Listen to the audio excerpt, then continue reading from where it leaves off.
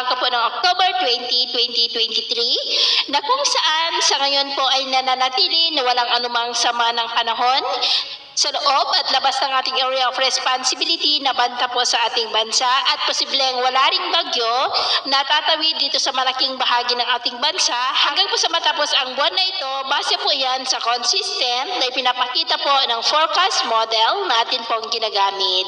At sa lagay ng ating panahon ngayon, patuloy pa rin ang pag-iral ng shear line dyan po sa silangang bahagi ng Southern Luzon. Ang shear line po ay linya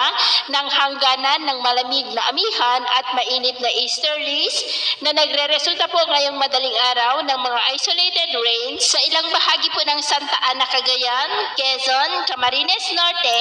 at may mga isolated rains rin sa ilan pang bahagi ng Marindoque, Batangas, Oriental Mindoro, Masbate, Palawan, ilang bahagi ng Iloilo, Dumaguete, Cebu, Bohol, Leyte, Southern Samar, Surigao del Norte, Mambadyao, Salay, Pagadian, Maguindanao, Sarangani, South Cotabato at Davao Oriental. At mamaya ay sisikat po ang araw sa malaking bahagi ng ating bansa maliban lamang sa mga tsansa ng maulap na kalangitan na may mga pulupulong pag-ulan sa ilang bahagi ng Santa Ana, Cagayan, Polillo Island, Palawan, Mindoro, lalo na po sa may San Jose, Bulalakaw, maging sa Marindoque, Masbate, Catanduanes, Iloilo, Guimaras, Dumaguete, Siquijor, ilang bahagi ng Cebu, Bohol, Maasin, Leyte, Dipolog, Misamis Occidental at Tawi-Tawi. At mamayang hapon po,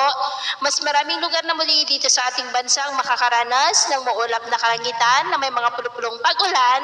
Kaya kung lalabas po tayo sa ating mga tahanan, ay ugaliin po natin lagi ang magdala ng kahit anong panangga natin sa init ng araw at proteksyon na rin po sa mga biglaang buhos ng ulan. At sa atin naman pong mga baybayin, wala naman po tayong nakataas na anumang gale warning signals, pero iba yung pag-iingat lamang po kung papalaot tayo para mas makaiwas sa mga sakunang